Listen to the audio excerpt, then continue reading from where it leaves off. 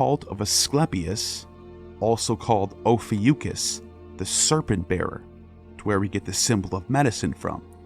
The biggest temples to Asclepius are the Asclepion at Pergamon in modern-day Turkey, right next to the second biggest library in the Roman Empire, and a hotspot for early Christianity, the sanctuary of Asclepius at Epidaurus, which Pausanias connected with the god Eshmun.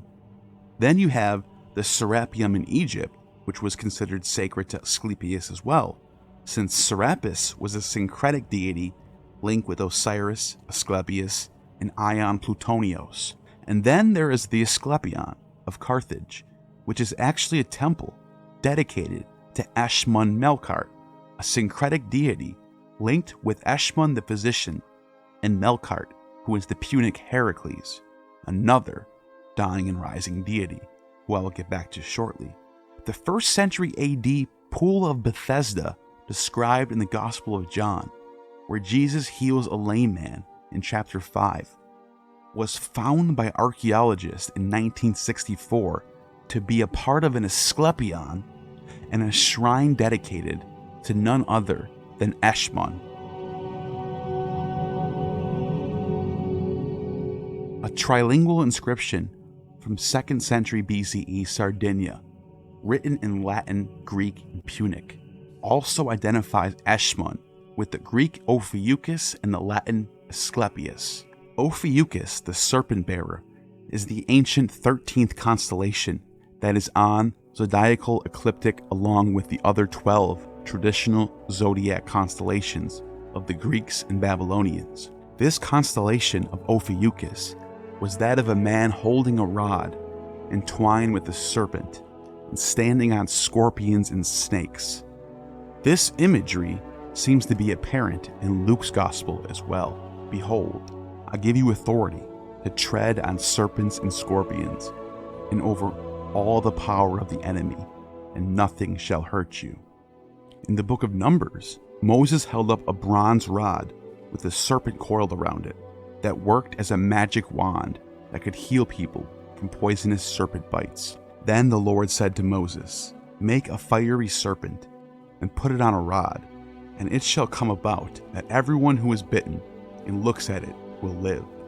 So Moses made a bronze serpent and put it on a rod, and it came about that if a serpent bit someone and he looked at the bronze serpent, he lived. Numbers 21. This was also drawn from in the Gospel of John. When Jesus is on the cross, he is compared to the serpent on a cross in the wilderness. Just as Moses lifted up the snake in the wilderness, the Son of Man must also be lifted up. This passage would become central to some early Christian groups, such as the Nacenes, Ophites, and Sethians, who I shall touch on later when it's relevant. To the ancient Greeks, this constellation represented the god Apollo himself, struggling with a huge snake that guarded the Oracle of Delphi. Later myths identified Ophiuchus with Laocoon, the Trojan priest of Poseidon, who warned his fellow Trojans about the Trojan horse and was later slain by a pair of sea serpents sent by the gods to punish him. The Romans marked this constellation as the healer god Asclepius, Apollo's son, who learned the secrets of raising the dead, healing the sick, and keeping death at bay after observing one serpent bringing another healing herbs. To prevent the human race from becoming immortal under Asclepius' care, Jupiter killed him with a lightning bolt, but later raised him up into the heavens to honor his works as a god. The famous symbol shared by Asclepius, Eshmun, and Ophiuchus is the symbol of the serpent on the rod, the universal symbol for health and medicine.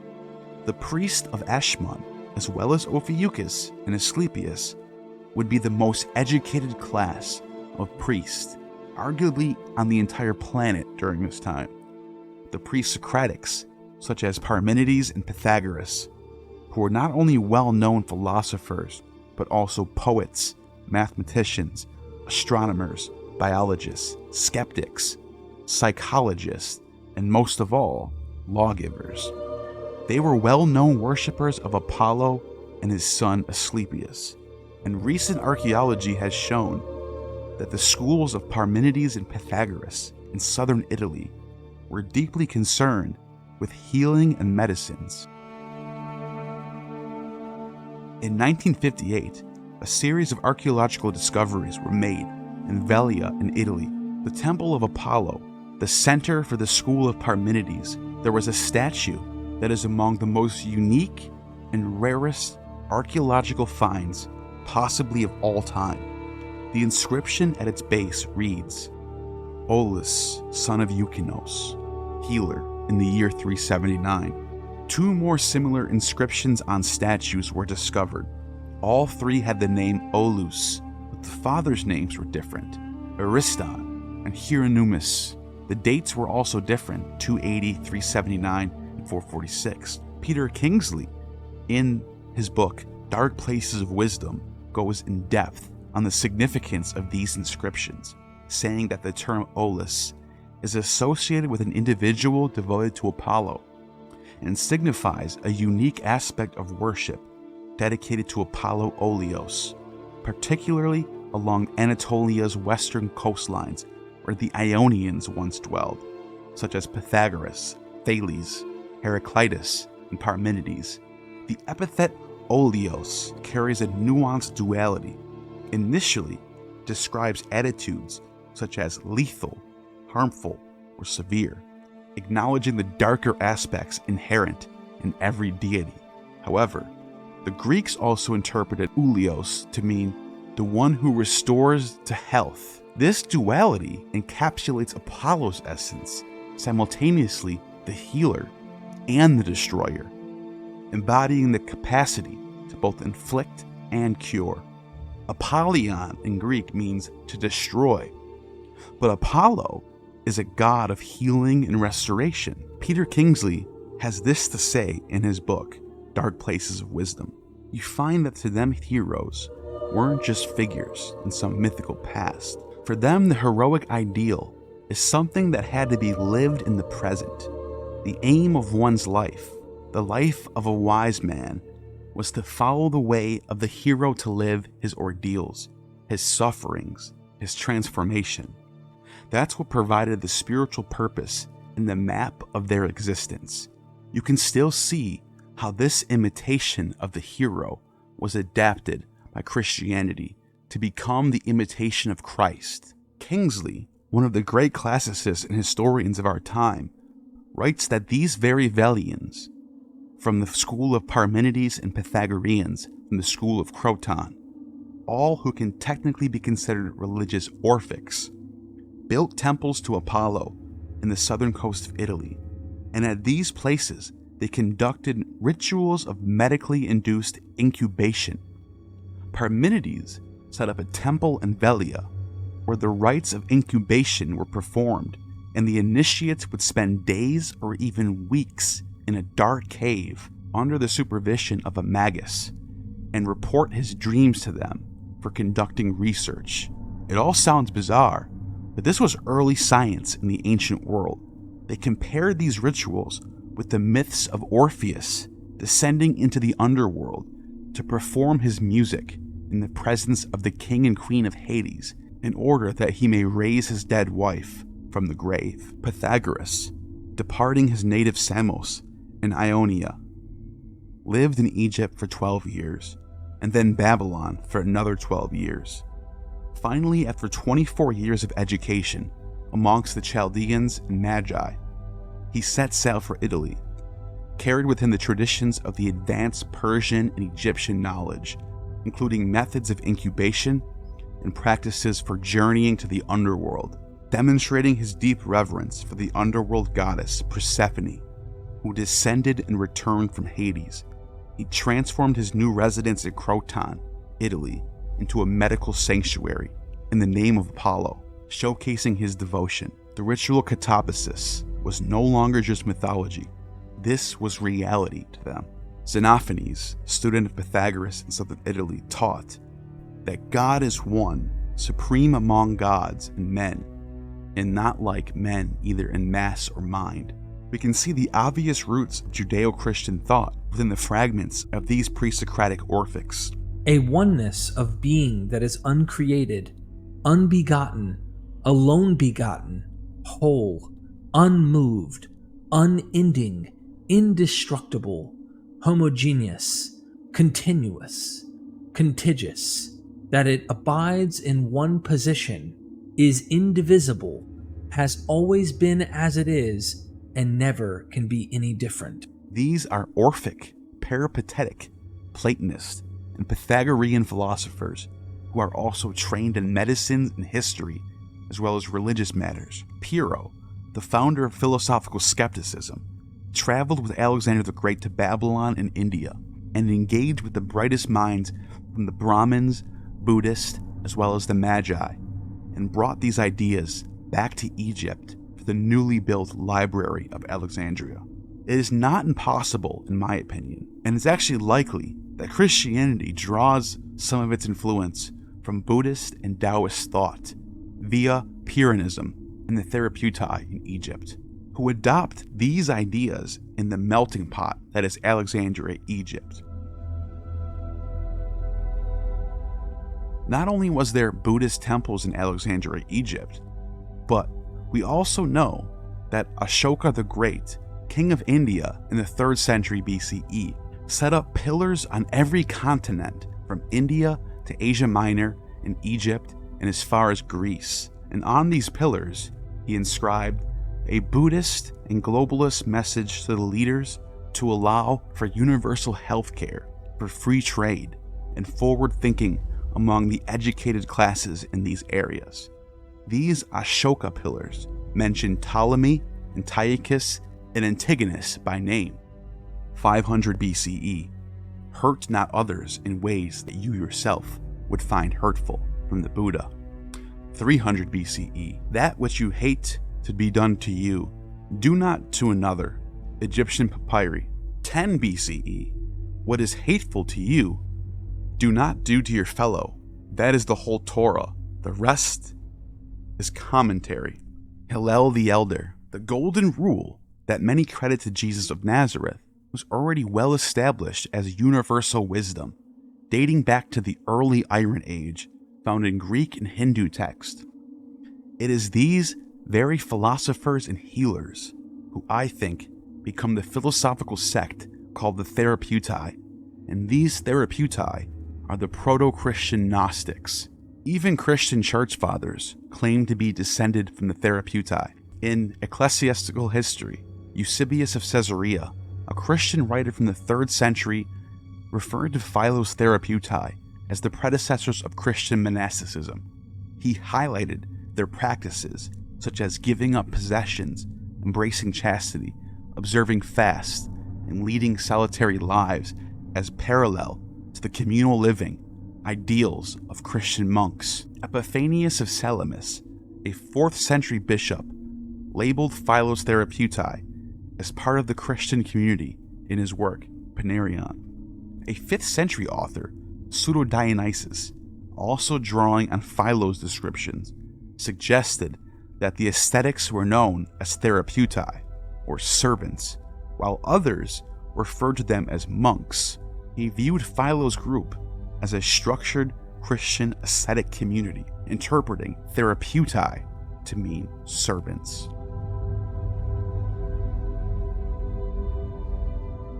The Gnostic sects of the Valentinians, Nacenes, Carpocratians, and Simonians deeply venerate the pre-Socratic wisdom of the Greeks and Eastern wisdom of the Magi.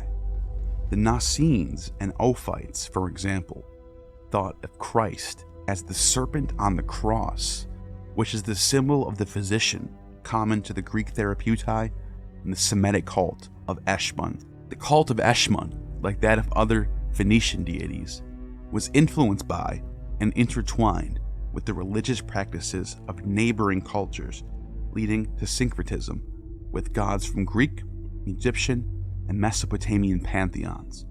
This syncretism reflects the dynamic and interconnected nature of ancient Mediterranean religious practices, where deities could embody similar themes across different cultures while retaining unique aspects within their original context. For example, in Cyprus, Eshmun was syncretized with Melkart, and also Ibiza is given by a dedication reciting, "To his lord Eshmun Melkart." Melkart is the Punic Heracles, who is also a dying and rising deity, venerated at the spring equinox. Shocker, I know. At this point, you must be thinking this is getting out of control, with all these sons or daughters of God dying and resurrecting at Easter time. Either I'm lying and making all this up, or your favorite seminarian Bible scholar has a lot of explaining to do. And I implore you to fact check everything I'm saying. I also am not even close to being done yet. There is overwhelming data to support that Melkart, like Osiris, Tammuz, Romulus, Ishtar, Eshmun, Attis, Adonis, Persephone, Huankinthos, Orpheus, and Dionysus, is a dying and rising or katabasis hero who is venerated at the spring equinox. The peer-reviewed book, Phoenicians and the West, Politics, Colonies, and Trade, by Professor of Archaeology Maria Eugenia Aubet, states, Melkart played the central role in the Phoenician Spring Festival, during which he died and was resurrected, an annual festival during the same week as Easter, Passover, and Roman Hilaria, was the annual spring celebration of Melkart's resurrection. This is supported by Josephus, who also cites Menander of Ephesus, saying he also went down and cut down materials of timber out of the mountain called Lebanon for the roof of the temples. And when he had pulled down the ancient temples, he both built the temples of Heracles, Eshmun, Melkart, and that of Ashtart. And he was the first to celebrate the resurrection of Heracles in the month of Peritius. Josephus uses the Greek word egersis for Heracles, which is the same word Matthew uses for resurrection of Jesus. Meta 10 egersin ought to aselthen, and coming out of the graves after his resurrection, egersis, they went into the holy city and appeared to many. The Christian scholars who translated Josephus went out of their way to not use the word resurrection for Heracles, and instead use the word awaken, when resurrection is the correct word to be used here. Pathetic. Welcome to seminarian Bible scholarship, where more work goes into hiding things than revealing them. Also, Josephus does use the name for Heracles. However, the temple in Phoenicia was dedicated to Melkart, who was fully synced with the healer Eshmun by the late 1st century. Eshmun was clearly a syncretic god passed down from Assyrian Bel and synced with Ophiuchus in Phoenicia, and was venerated in the Levant from the 7th century BCE to the 5th century of the Common Era. Evidence of pilgrimages to his temple from all over the Roman Empire lasted up until the Christian era in the 4th century, and severing coins of Eshmun are minted in Syria and Lebanon in the 3rd century. Eshmun is synced not only with Melkart, but also with Adonis and Attis. If you are wondering if there is actual textual evidence or primary sources from early Christians in the late 1st and early 2nd century that acknowledge that these dying and rising gods are linked with Jesus in any way, the answer is yes. But I will get to those texts at the very end, because there are things that need to be discussed before that is shown. The Pyrgi tablets are 3 golden leaves dating back to the 5th century BCE, discovered in 1964 during excavations at the ancient Etruscan port city of Pyrgi, Italy. They are significant for several reasons, primarily because they offer a rare example of bilingual text from the ancient world. 2 of the tablets are inscribed in Etruscan, and the 3rd is in Phoenician, providing valuable insights into the languages and the interaction between the Etruscans and Phoenicians. The tablets were dedicated to the Phoenician god Astarte, consort of Eshmun, and are believed to have been part of a ceremonial offering made by Theferi Velianus, the king of Caere, the Etruscan city, controlling Pyrgi at the time, making a dedication to the goddess. This is indicated by the inscriptions which detail the offering and consecration made by Velianus to Astarte. Astarte, who is Lady Babylon, or Ishtar, who has been talked about at length in this video, makes her mark on Rome all the way back in the days of the Etruscans. The significance of the Pyrgi tablets offers insights into the religious practices, diplomatic relations, and cultural exchanges between the Etruscan and Phoenician people. Furthermore, the Pyrgi tablets shed light on the extent of the Phoenician influence in the Mediterranean and the interconnectedness of the ancient Mediterranean cultures. They are among the most important archaeological finds related to the Etruscans, a civilization that played a significant role in the history of ancient Italy, but left behind relatively few written records.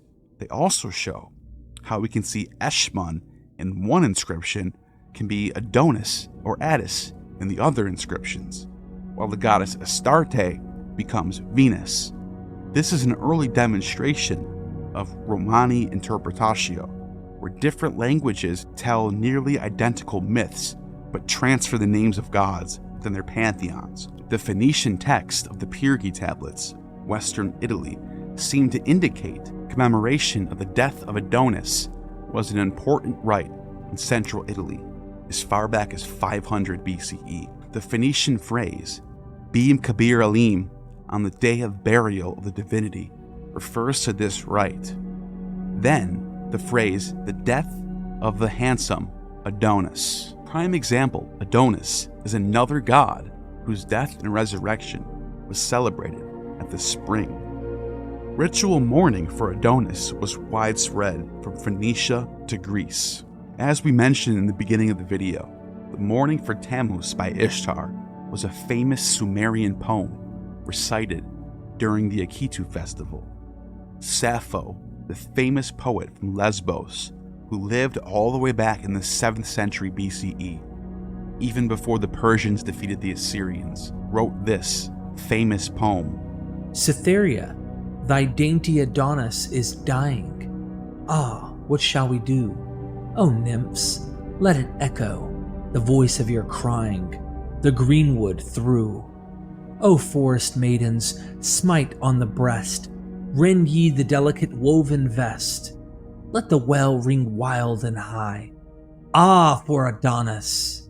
Cry, O Sappho, how canst thou chant the bliss of Cypris after such day as this?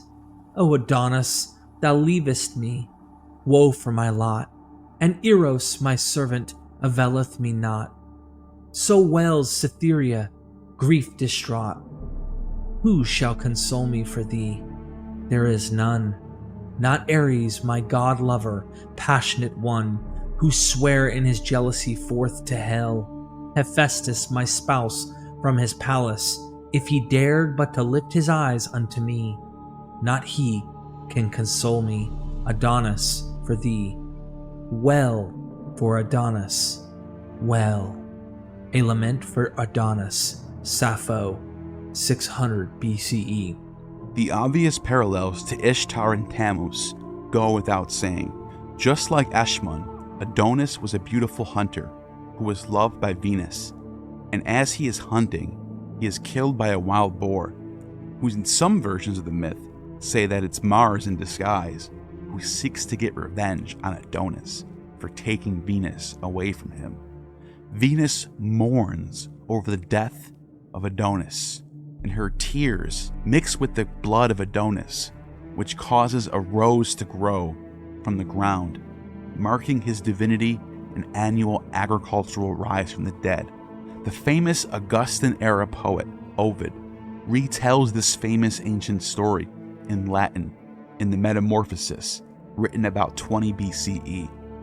The Adonia festival was celebrated at 2 times of the year, first in the early spring at the vernal equinox, and then at the midsummer solstice.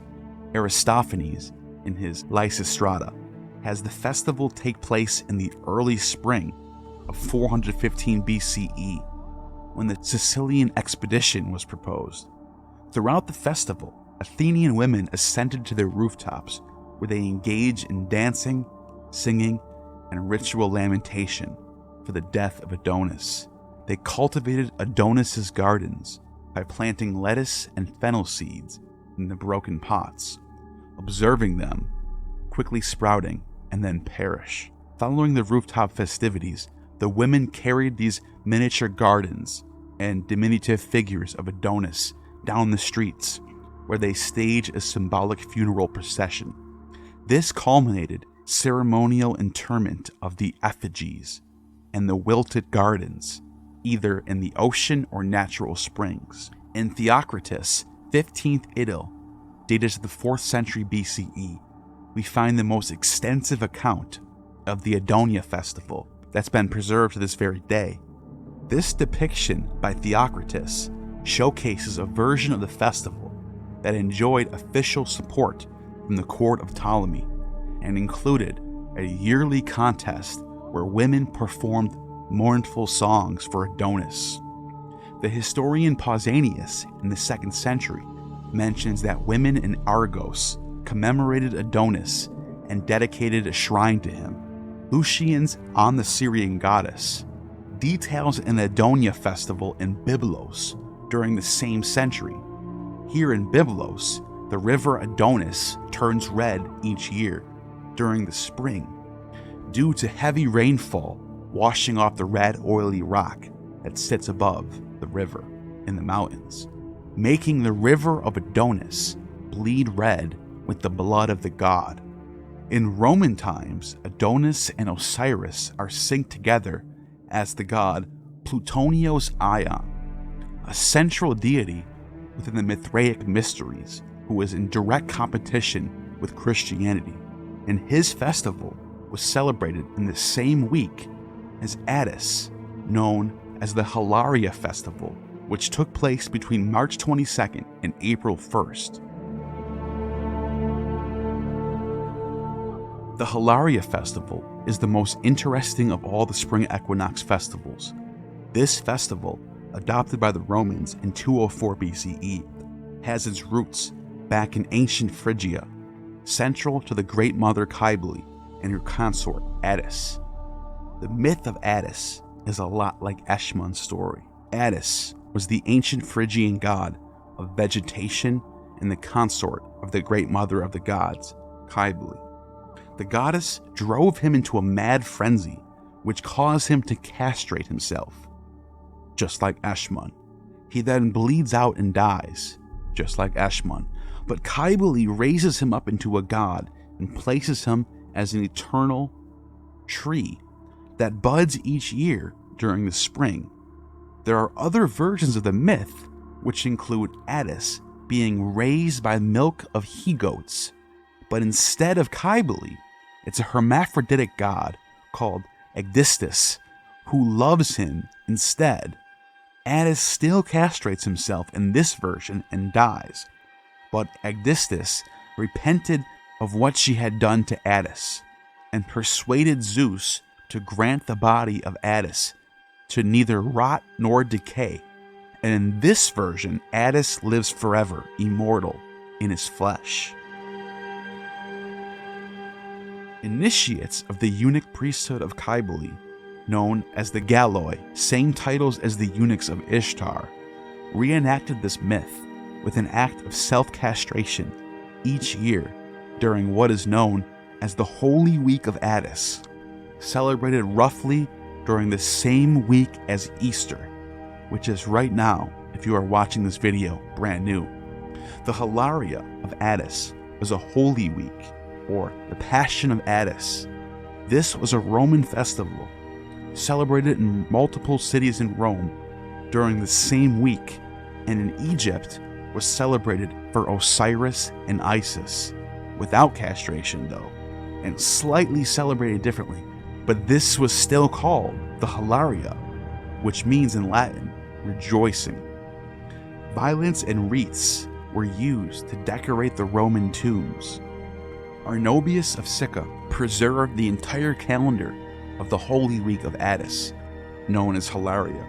On March 15th, the Cana Intra, the reed enters. The Canaphori, reed bearers, march in a procession, marking the birth of Attis. During this time, followers of Magna Mater abstain from bread, pomegranates, quinces, fish, and pork. On March 22nd, the tree enters. The Dendrophori, the tree bearers, carry a pine tree wrapped in wool, decked with violets in a funeral procession. This marked the death of Attis.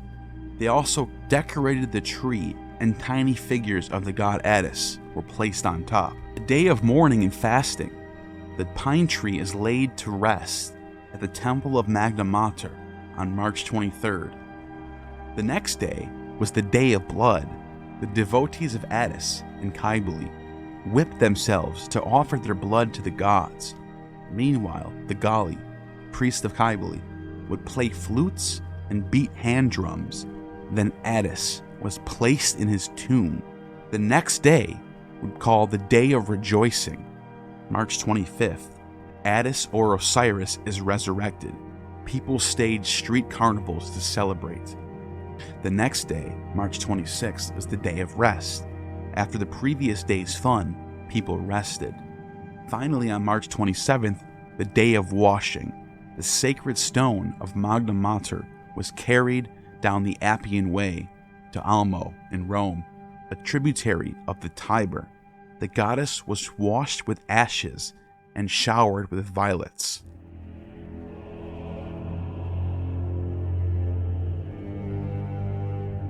One of the earliest sects of Christianity that is mentioned in the primary sources, known as the Nazarenes, and were said to have synced Jesus with not only Attis, but with a whole lot of the dying and rising gods.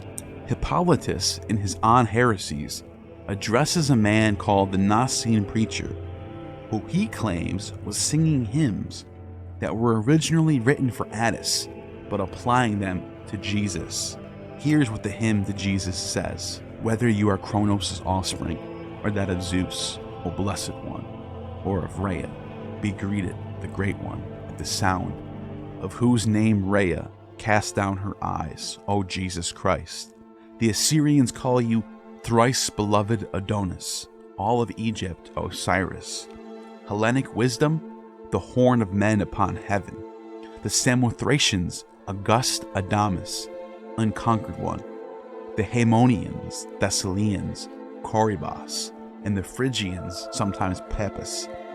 The other times, corpse, God, unfruitful one, goat herd, ear of grain while still green, fruitful one, whom the almond bore, the man who plays the pipe.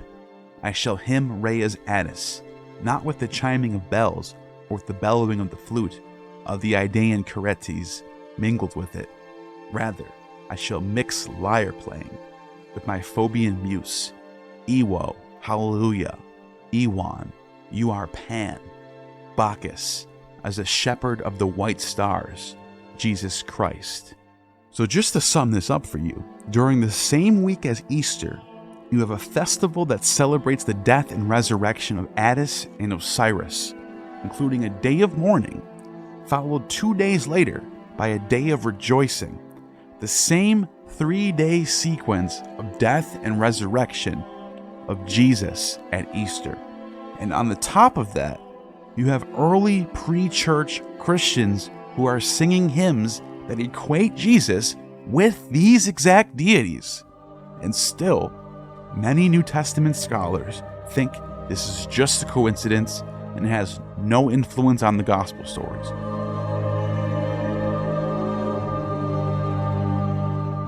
The Greek tale of Aphrodite's love for the youth Anchises on Mount Ida in the Troad was probably also loosely derived from the myth of Attis, also drawn from Adonis and Tammuz as well. Attis was also identified by the Greeks with the god Iasios, the consort of the Great Mother in the Samothracian mysteries. Iasios is another god who dies by the hands of Zeus by a thunderbolt for laying in a field with Demeter, but is also able to get her pregnant with twins, Plutos and Triptolemus, gods central to the Eleusinian mysteries, who spread the rites of Dionysus to the world.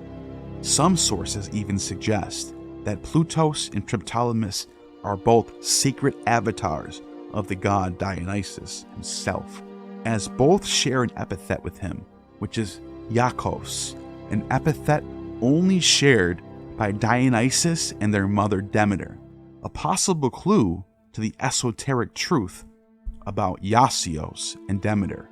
Dionysus is the most important and elaborate of all the gods who die and resurrect. Among all Greek deities, Dionysus stands out as the most beloved, yet hardest to categorize. Dionysus is one of the oldest gods from pre-Hellenic times, and before the Greek alphabet even existed, originating from Thrace, where he was initially revered as Sabazius, the barley, beer deity.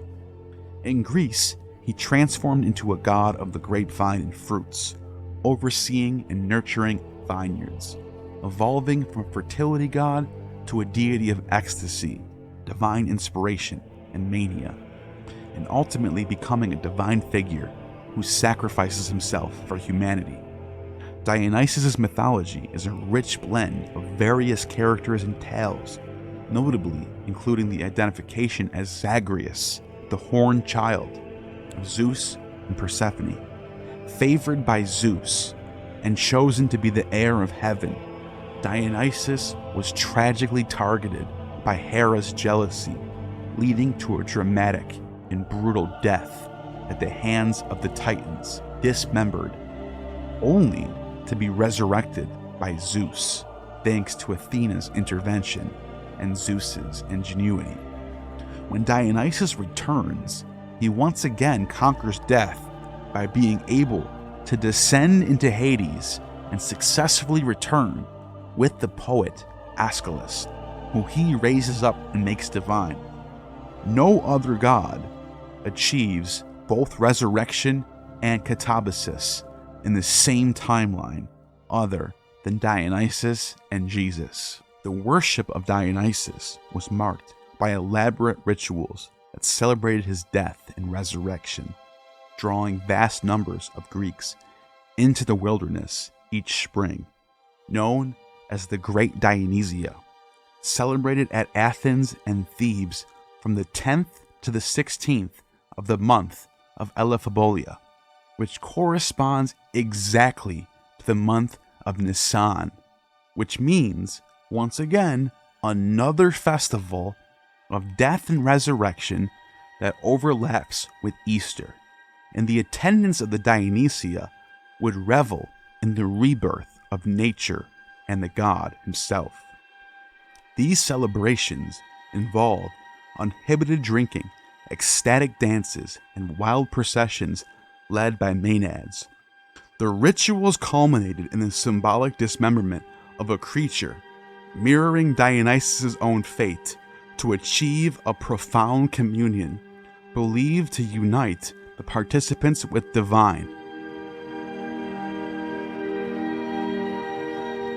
Dionysus' cult, with its intense and mystical rites, swept through Greece, challenging the conventional worship of the Olympian gods, despite attempts by religious and political authorities to contain its influence. Dionysus was eventually embraced within the Olympian fold, his worship formalized into the Great Dionysia at the vernal equinox of springtime. This integration marked a significant shift, blending Dionysian ecstasy with more structured worship of gods like Apollo. Speaking of Apollo, there is another god who dies and rises at the spring, and that is Apollo's male lover, Huankinthos. In fact, Huankinthos and Apollo are so old that they are considered by scholars to be pre-Hellenic, Bronze Age gods that trace back to the Mycenaeans.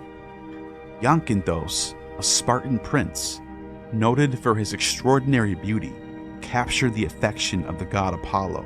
Apollo's love for Zakynthos was so intense that he left his Delphi sanctuary to spend the time with him at the Euxotos River, where he shared with Zakynthos skills in archery, music, prophecy, and athletic training. During a lesson in quote throwing, a friendly match ensued where they took turns throwing the discus. Apollo's throw was so powerful, it cleaved the clouds. Zakynthos, eager to catch the discus, ran after it, but it ricocheted on the ground, striking his head and inflicting a mortal wound. As Apollo cradled his expiring lover, his complexion grew ashen. He attempted every remedy, from various herbs to offering ambrosia, in a vain effort to mend Zakynthos' injuries. Yet, he was powerless against the destiny of fates that had been decreed.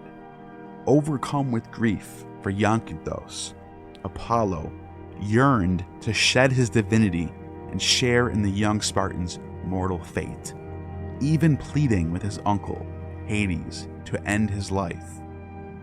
He created a flower from Zakynthos' spilled blood, the Zakynth, as inscribed on its petals the words of lamentation, alas. The flower Zakynth turned into the modern plant bearing its name. Zakynthos was eventually resurrected by Apollo and attained immortality. Pausanias has recorded that the throne of Apollo in Sparta had the depiction of a bearded Zakynthos being taken to heaven along with Polyboa by Aphrodite, Athena, and Artemis. Zakynthos personifies the sprouting vegetation in spring, which is killed by the heat of the summer. The apotheosis of Zakynthos indicates that, after attaining godhood, he represented the natural cycle of decay and renewal.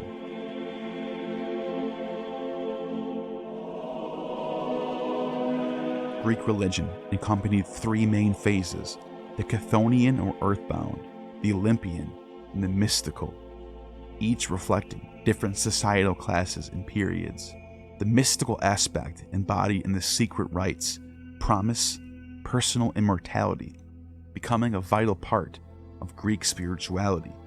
The Eleusinian mysteries, centered around Demeter and Persephone's myth, were paramount among these rites, symbolizing death and rebirth in a grand cycle of life that offered hope for an afterlife filled with joy and peace. This ancient promise of renewal, merged with Egyptian concepts of the afterlife, laid the spiritual groundwork for Christianity's rise in the Western world. Remember when I told you earlier in the video to remember the good-looks playboy sent by Enki to charm the queen of the underworld, Ereshkigal? Enter Orpheus, the good-looks playboy who lost his beloved wife, Eurydice, and travels down into Hades, where he plays his lyre in front of the queen of the underworld, Persephone, and his charm and magic of his song sways her to allow him to return from Hades and bring his wife with him. In the 7th century BCE, Greece was profoundly influenced by a mystical cult more impactful than the Eleusinian mysteries, tracing its roots back to Orpheus, a legendary Thracian bard known for his unparalleled cultural, musical, and poetic talents, as noted by Diodorus. Orpheus, a symbol of gentleness, musical mastery, and deep emotion, captivated all of creation with his lyre, taming wild beasts and moving inanimate nature with his melodies. His tragic love story with Eurydice, which led him to the underworld in an attempt to reclaim her, only to lose her again due to a moment of doubt, adds a poignant layer to this myth. His reluctance to find solace in others after Eurydice's final loss angered Thracian women, who in a Dionysian frenzy tore him apart, with Zeus immortalizing Orpheus's lyre in the stars, and his still singing head becomes a revered oracle in Lesbos, symbolizing Orpheus's immortality after death and being raised up by Zeus into the heavens. Between Orpheus's love for Eurydice and Apollo's love for Zakynthos, there's a message there beneath both of these stories. It's that to be resurrected, it's the people behind in the world that you leave when you die that resurrect your soul through them remembering you. Orpheus was believed to have left behind sacred hymns, later organized by Onomacritus, the Orphic theologian, who was also credited for compiling the writings of Musaeus, the son of Orpheus, who some thought could be the same person as Moses, who left behind a text known as the Octateuch, including kresmoi, oracles, written similar to the compilation of the Homeric epics and Homeric hymns. These oracles and hymns laid the foundation for the Orphic cult, which emphasized the cycle of life, death, and rebirth, particularly through the lens of Dionysius Zagreus' narrative. This belief system introduced concepts of original sin, divine redemption into Greek thought, portraying the soul as trapped within the body, a prison or tomb, but also containing a spark of divinity from Dionysus himself. The Orphic rituals, particularly the sacraments of eating a bowl symbolizing Dionysus, the body and bread of the Eucharist symbolizing the blood and body of Dionysus, were meant to reaffirm this connection to the divine. Orphic theology provided a detailed account of the soul's journey after death, facing judgment in the underworld, with outcomes ranging from eternal damnation to rebirth through the cycle of transmigration, depending on the soul's purity. This complex eschatology, which also allowed for penances and indulgences, influenced Plato's critique of religious practices in Athens and sowed the seeds for the concepts of sin, redemption, and the afterlife that would permeate later religious doctrines. Orphism introduced a moral and aesthetic dimension to Greek religion, advocating of a lifestyle distinct from hedonistic worship of the Olympian gods and turning to piety. This movement, which likely influenced Pythagoreanism and contributed to Platonic and Stoic thought, set the stage for Christian morals, monasticism, and mysticism, echoing the dualistic view of body and soul, the pursuit of purity, and the hope for immortality. The Orphic legacy, with its rich symbols, rituals, beliefs, continues to resonate, underscoring the enduring human quest for meaning and transcendence beyond the tangible world.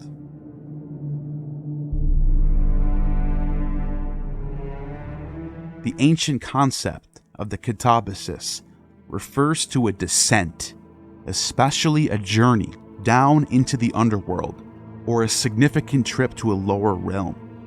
This term is deeply rooted in classical mythology and literature, symbolizing a hero's journey to the land of the dead.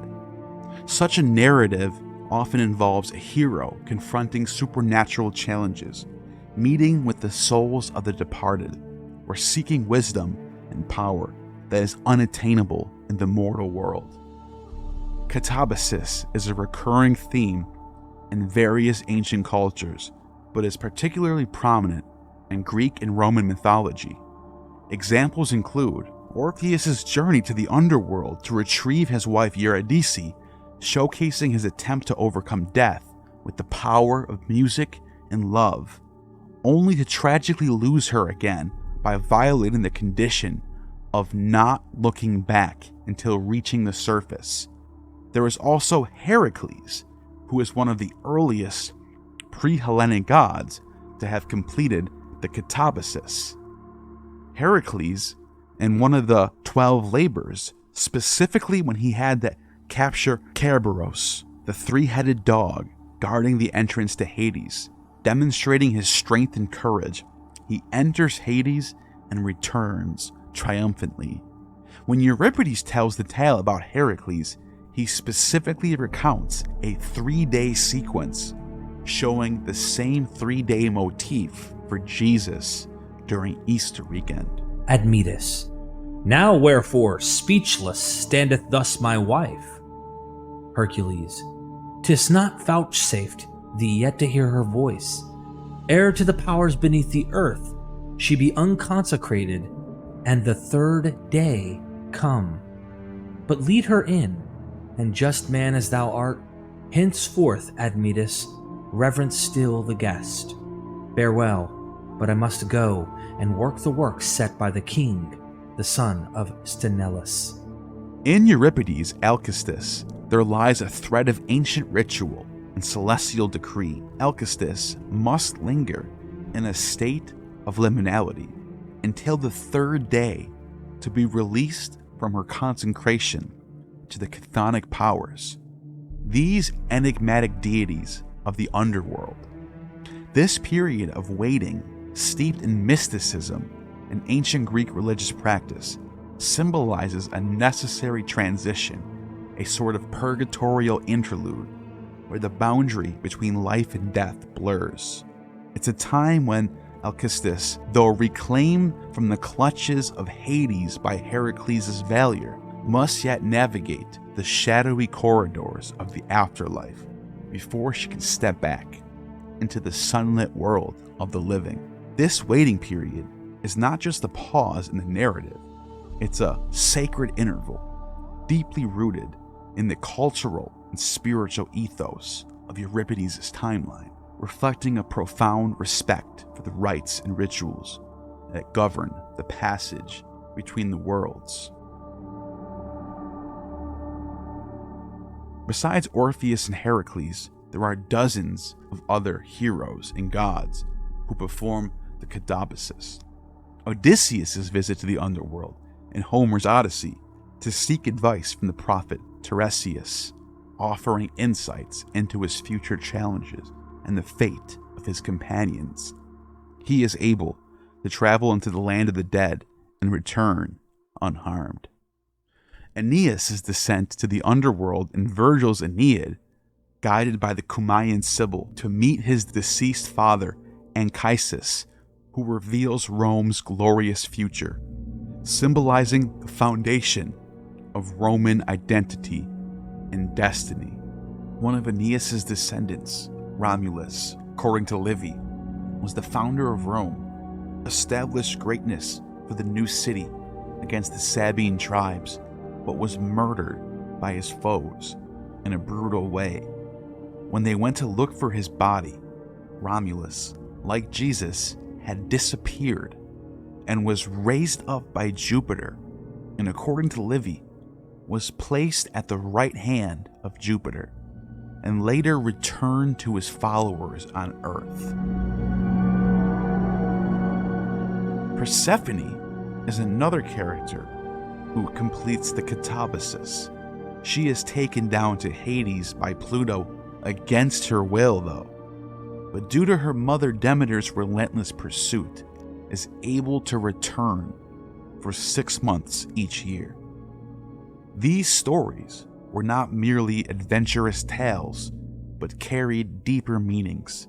Katabasis represented a rite of passage, a transformation that allowed the hero to gain profound knowledge, resolve, and sometimes divine favor, crucial for completing their quest or fulfilling their destinies.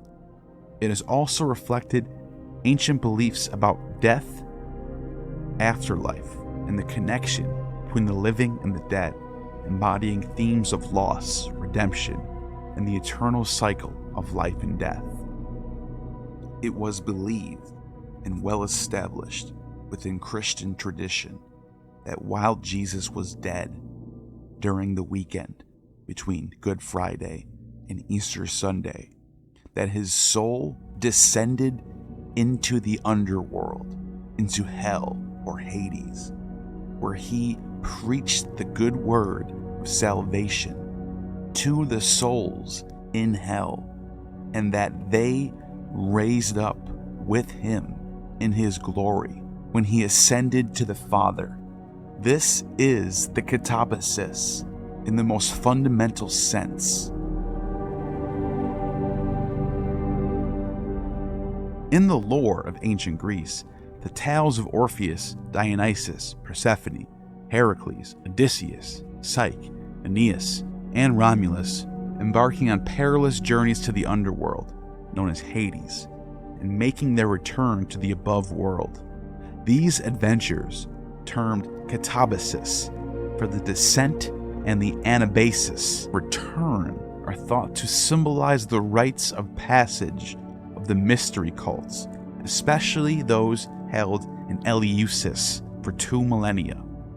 While clear to the ancients, the symbolic meaning of these myths has become obscure over time.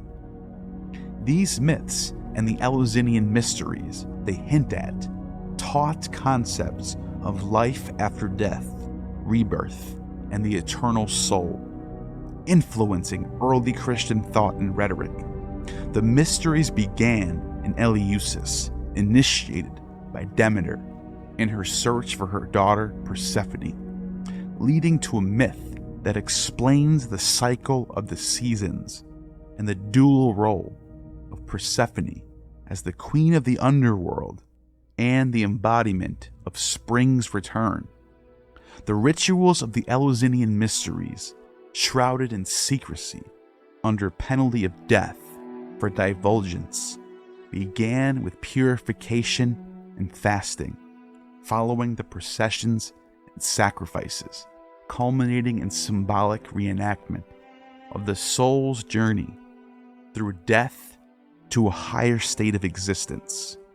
This series of rites promised initiates a deeper understanding of life's mysteries, including the afterlife's reward and punishments.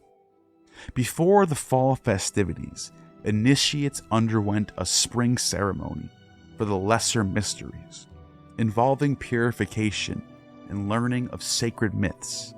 The greater mysteries unfolded in autumn, initiates experiencing symbolic death and rebirth through stage rituals in darkness, confronting fears and emerging into light. A transformation underscored by the consumption of a sacred drink made up of wine and barley, and the utterance of a mystic phrase. The highest level of initiation revealed through an allegory of agricultural rebirth, bestowed upon the initiate the title of epithys or seer, marking a profound spiritual awakening.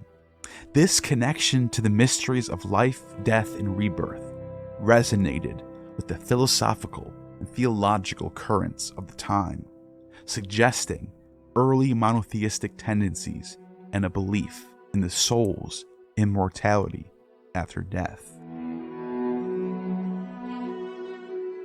These ancient rituals and their encoded wisdom found echoes in early Christianity, which adapted and expanded upon these themes to reach a wider audience familiar with the language and symbols of the mystery cults.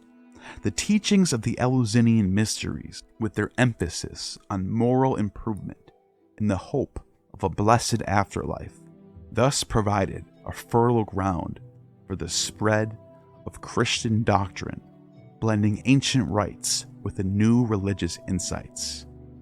In essence, the Eleusinian mysteries and the mythic journeys of Greek heroes offers a window into the ancient world's spiritual beliefs and the continuity of these themes into the Christian era, underscoring the universal quest for understanding the mysteries of life, death, and the divine.